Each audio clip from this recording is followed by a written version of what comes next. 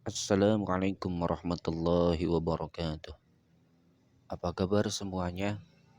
Semoga tetap sehat, tetap semangat, dan selalu dalam lindungan Allah Subhanahu wa Ta'ala. Pada kesempatan kali ini, kita akan mempelajari mata pelajaran akidah akhlak, bab 7 tentang akhlak tercela kepada Allah Subhanahu wa Ta'ala, khususnya riya. Sebelum kita mulai pelajaran pada kali ini, mari kita membaca basmalah dan berdoa. Bismillahirrahmanirrahim. Raditu billahi rabba wa bil islami dina wa bi Muhammadin sallallahu alaihi wasallam nabiyya wa rasula. Rabbi zidni ilma warzuqni fahma. Amin ya rabbal alamin. Sebelum kita masuk kepada materi pembelajaran, akan kami bacakan tujuan pembelajaran terlebih dahulu. Tujuan pembelajaran pada kali ini yang pertama, peserta didik dapat menjelaskan peserta pengertian riya. Yang kedua, peserta didik dapat menunjukkan contoh dalil nakli dan akli tentang riya. Yang ketiga, peserta didik dapat mengidentifikasi perilaku yang termasuk kategori riya. Yang keempat, peserta didik dapat menyajikan fakta dan fenomena yang berhubungan dengan perilaku riya. Yang kelima, peserta didik dapat memahami dampak-dampak negatif akhlak tercela riya. Yang keenam, peserta didik dapat mensimulasikan contoh perilaku riya serta dampaknya dalam kehidupan sehari-hari. Perbuatan riya ini sangat merugikan diri sendiri dan orang lain, berharap untuk mendapatkan pujian karena melakukan kebaikan. Perbuatan tersebut akan menjauhkan kita dari teman di sekitar kita. Alangkah baiknya kita sebagai seorang muslim berlomba-lomba dalam melakukan amal baik dan ikhlas tanpa harus diketahui orang lain. Dengan sendirinya, amal baiklah yang akan mengantarkan kita menuju pintu kesuksesan. Sebagai hamba Allah Subhanahu wa Ta'ala, sudah sepatutnya kita menunjukkan rasa tasyakurnya kepada Allah Subhanahu wa Ta'ala dengan memperbanyak amal ibadah yang ikhlas agar diterima oleh Allah Subhanahu wa Ta'ala. Akan tetapi, jika amal ibadahnya disertai dengan riya, maka sia-sialah belaka, karena amal ibadah tersebut tidak akan diterima oleh Allah Subhanahu wa Ta'ala. Oleh karena itu, kita perlu menjaga hati agar terhindar dari penyakit hati, khususnya riya. Yang pertama, pengertian riya. Riya dalam bahasa Arab artinya memperlihatkan atau memamerkan. Secara istilah, riya yaitu memperlihatkan sesuatu kepada orang lain, baik berwujud barang maupun perbuatan baik yang dilakukan, dengan maksud agar orang lain dapat melihatnya dan akhirnya memujinya. Riya juga dapat diartikan ingin memperoleh pujian dari orang lain atas kebaikan yang dilakukan. Hal yang sepadan dengan riya adalah sum'ah, yaitu berbuat kebaikan agar kebaikan itu didengar orang lain dan dipujinya. Walaupun kebaikan itu berupa amal ibadah kepada Allah Subhanahu wa Ta'ala. Orang yang sum'ah dengan perbuatan baiknya berarti ingin mendengar pujian orang lain terhadap kebaikan yang ia lakukan. Dengan adanya pujian tersebut, akhirnya masyhurlah nama baiknya di lingkungan masyarakat. Dalil larangan riya. Allah berfirman dalam surat An-Nisa ayat 142 yang berbunyi, Bismillahirrahmanirrahim. Innal munafiqina yukhadi'una Allah wa huwa khadi'uhum. Wa idza qamu ila sholati qamu kusala yura'una an-nasa wa la yadhkuruna Allah illa qalila. Artinya, sesungguhnya orang-orang munafik itu menipu Allah dan Allah akan membalas tipuan mereka. Dan apabila mereka berdiri untuk sholat, mereka berdiri dengan malas. Mereka bermaksud ria dengan sholatnya di hadapan manusia. Dan tidaklah mereka menipu Allah kecuali sedikit sekali. Dalil larangan riya yang terdapat dalam hadis yaitu Bismillahirrahmanirrahim. Man sam'a samallahu bih, man sam'a sam'allaha bih, wa man yura'i yura'illaha bih. Artinya, Barang siapa berbuat baik karena ingin didengar oleh orang lain, maka Allah akan memperdengarkan kejelekannya kepada orang lain. Dan barang siapa berbuat baik karena ingin dilihat oleh orang lain atau riya, maka Allah akan memperlihatkan kejelekannya kepada orang lain. Hadis riwayat Bukhari. Ancaman Allah Subhanahu wa taala bagi orang-orang yang riya terdapat dalam surat Ali Imran ayat 188 yang berbunyi, Bismillahirrahmanirrahim. La tahsabanna alladhina yafrahuna bima ataw wa yuhibbuna an yuhmadu bima lam yaf'alu. Fala tahsabannahum bimafazatin minal azab walahum azabun alim. Artinya, janganlah sekali-kali kamu menyangka bahwa orang-orang yang gembira dengan apa yang telah mereka kerjakan dan mereka suka supaya dipuji terhadap perbuatan yang belum mereka kerjakan. Janganlah kamu menyangka bahwa mereka terlepas dari siksa, dan bagi mereka siksa yang pedih.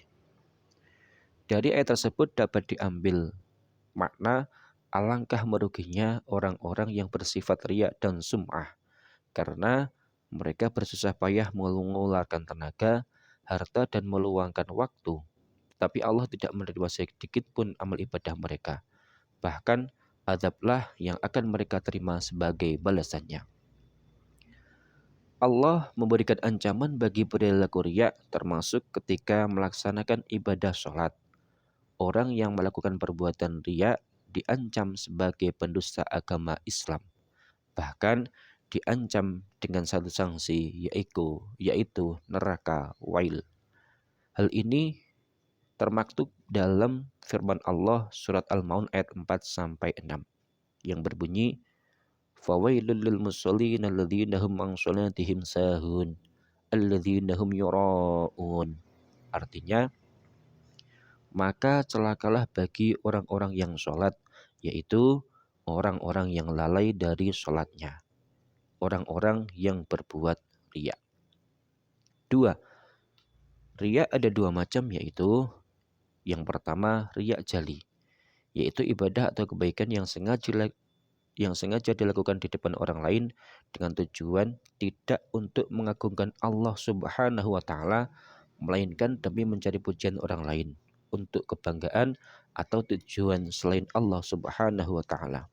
Yang kedua, riya khafi, yaitu melakukan ibadah atau kebaikan secara tidak terang-terangan, tapi dengan maksud agar ia dihormati dan dimuliakan oleh masyarakat.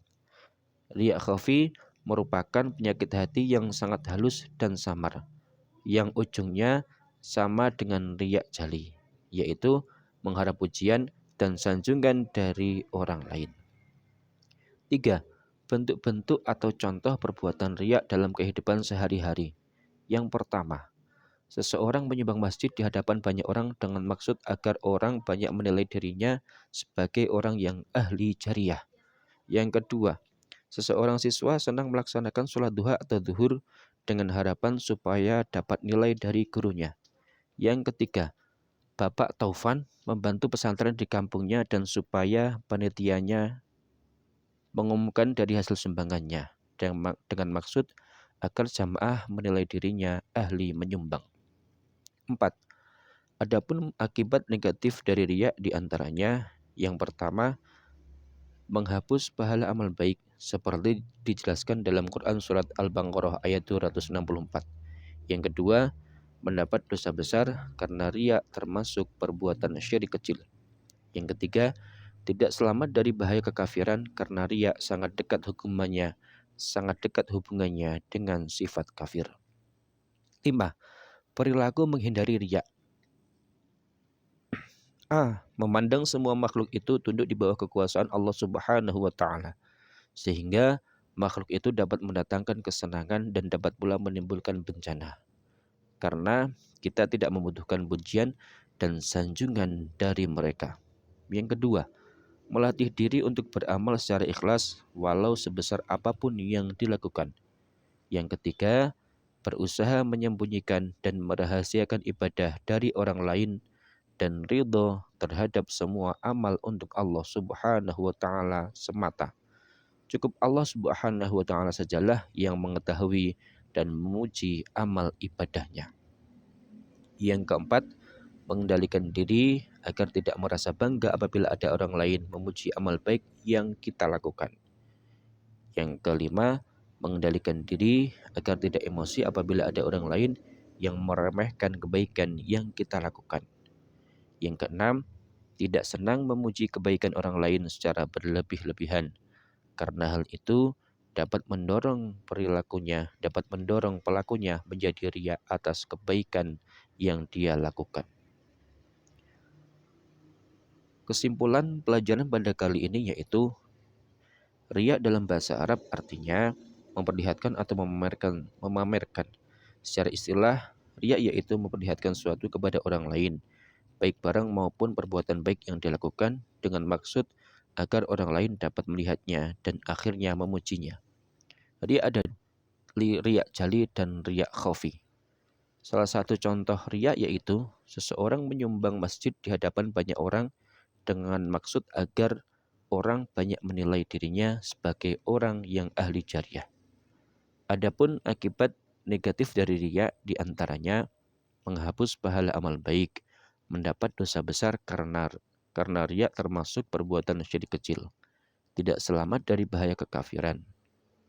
Karena ria sangat dekat hubungannya dengan sifat kafir. Contoh perilaku menghindari ria yaitu melatih diri untuk beramal secara ikhlas, walaupun sebesar apapun yang dilakukan. Demikianlah pelajaran kali ini. Untuk tugas yang pertama, tuliskan surat Al-Baqarah ayat 264 yang menjelaskan tentang akibat negatif dari riya beserta artinya. Yang kedua, hafalkanlah ayat tersebut dan setorkan hafalannya pada pertemuan yang akan datang. Demikian yang dapat kami sampaikan. Marilah kita tutup kesempatan pada kali ini dengan bacaan alhamdulillah dan kifaratul majlis. Alhamdulillahirabbil alamin. Subhanakallahumma wa bihamdika asyhadu an la ilaha illa anta astaghfiruka wa atubu ilaik. Banyak kesalahan khilafan, mohon maaf yang sebesar-besarnya. Sekian dan terima kasih. Kami akhiri. Wassalamualaikum warahmatullahi wabarakatuh.